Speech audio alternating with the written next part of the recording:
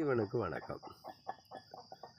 இந்த காலகட்டமானது சதய நட்சத்திரக்காரர்களுக்கு வாக்கிய பஞ்சாங்கத்தின் அடிப்படையில் நட்சத்திரத்தில் சனி பகவான் உள்ளதால் பங்குனி 1ஆம் தேதி வரை அவர் இருக்கிறார். அவ்வாறு இருக்கிற காலகட்டங்கள் கண்டிப்பாக உடல் ஆரோக்கியத்தில் கவனம் தேவை. இவர்களுக்கு பக்கவாதம் வருவதற்கான வாய்ப்புகள் உண்டு. மூளையில் அலர்ஜி ஏற்பட்டு மெண்டல் போல் இவர்கள் பேசுவதற்கான சாத்தியக்கூறுகள் உண்டு.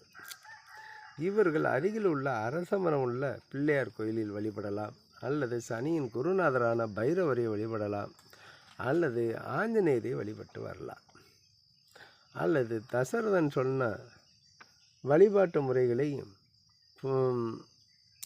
செய்து வரும் பொழுது நன்மைகள் கிடைக்கும்.